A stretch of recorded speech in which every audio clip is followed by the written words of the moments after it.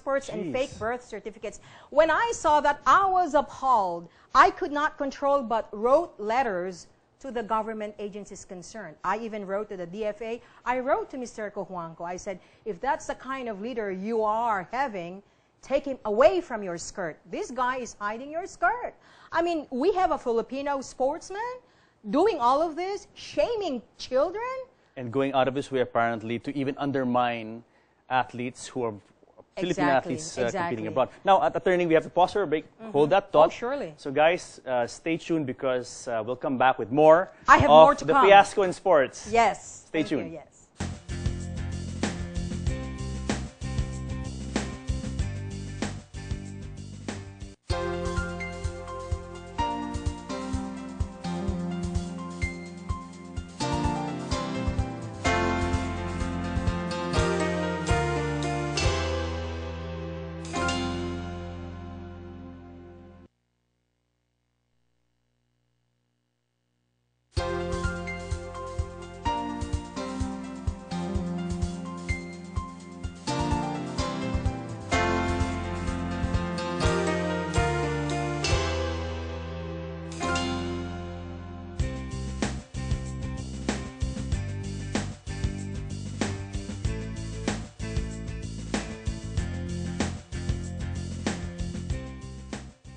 Welcome back, folks, to Philippines Uncut. I'm Buddy Cunanan, and tonight's issue, the fiasco in sports, and what a fiasco it is. Oh, surely. Attorney. Yes. So, let's pick up from where we left off. You said that you wrote Mr. Cojuangco, the president of the Philippine Olympic Committee, about Mr. Joseph. Yes, what I happened? did.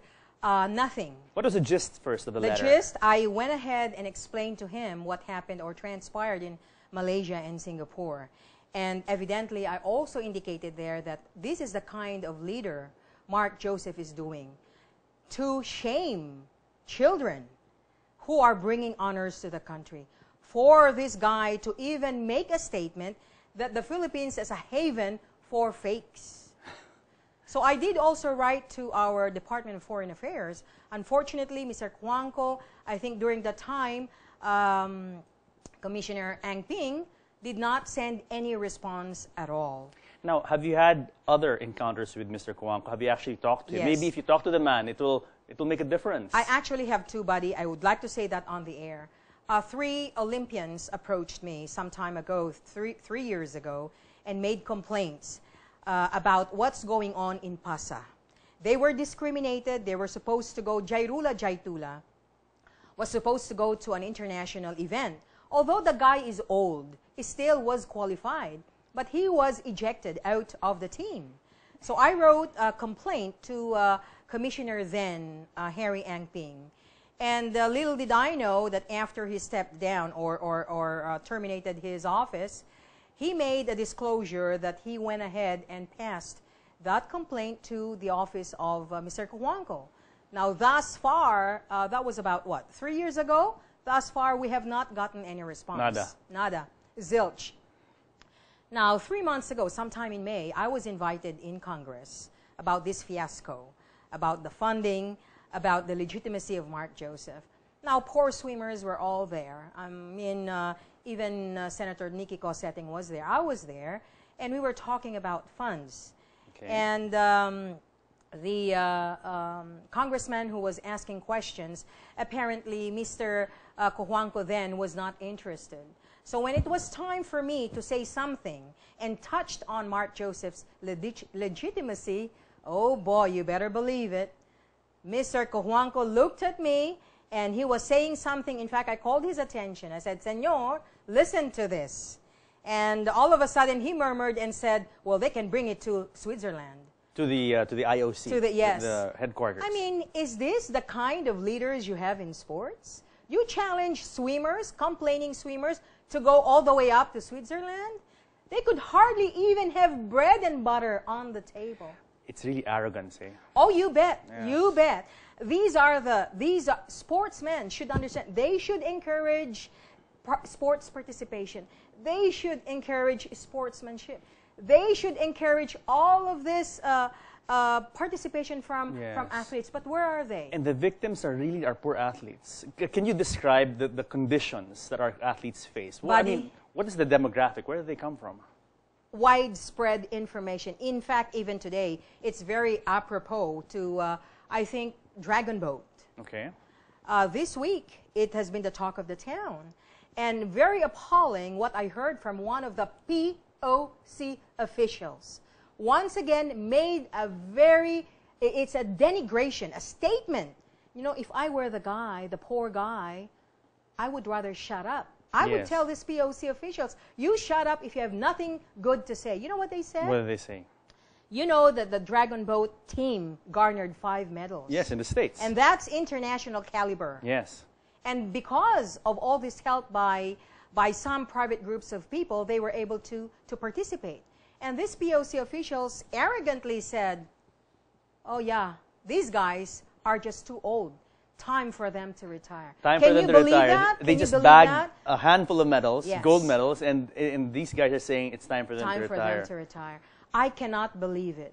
I am now convinced that these POC officials and those who are in cohorts with other NSAs are not really understanding. No. When you ask the question, what's the demographic? Yeah. Did you know, during my time, buddy, I'd say majority of my teammates then were all coming from Mindanao, Muslims.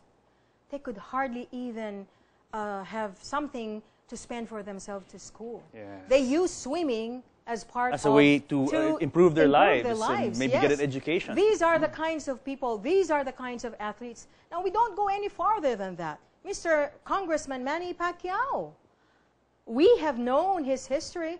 This is just the majority of the representation of athletes we have. Maybe if he had gone through the amateur sports system, he wouldn't be Manny Pacquiao now. You bet. And now, you know, the officials right now, POC, Mr. Richie Garcia, and some of these NSAs, they should now wake up, open their eyes.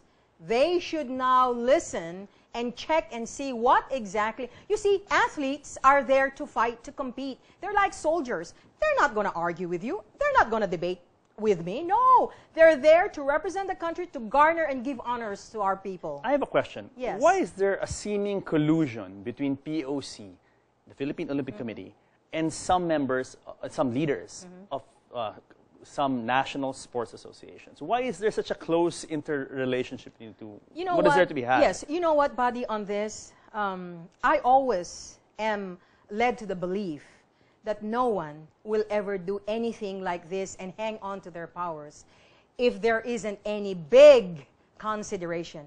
I don't think they're there to play footsies under the table. There are only 2 points that I thought that they're there. One, money, moolah. Second, power. They want to be Superman. They want to be like Cunanan, the barbarian. They're there for that reason. Now, the POC chairman, president, the POC president, is elected by the NSAs. Yes, that is correct. The heads of the NSAs. Actually, those are just part of the members for the regular membership. Yes. But they're coming from the NSAs. Okay. Either the president of the NSA or the secretary general of NSA or any representative appointed by the president from the NSAs. Would you say that it is highly plausible that the people in the POC now are themselves instigating power plays within the NSAs to get their people appointed or to get their people in charge of these organizations? It has gone to that extent. They should, the president of POC would always have that great favors from the NSAs. Because he owes his position to them. That is why, buddy, you have heard about the breakaway factions. These breakaway factions are groups of people who've lost, their trust. These NSA leaders have lost their credibility. And if the POC running president would always have this advanced thought that I'm not going to be voted by this NSA, they're just going to be shipped out. You have to handle these breakaway factions for them to have the cojones to break away and say, the hell with this NSA POC politics. I'm going to do my sport. I'm going to compete in events that are not POC sanctioned, and I'll do my bit and garner medals and get experience from my coaches and my players. And this is what's happening now. This is now the tendency of these breakaway groups. And you know what? Let me tell you something that's very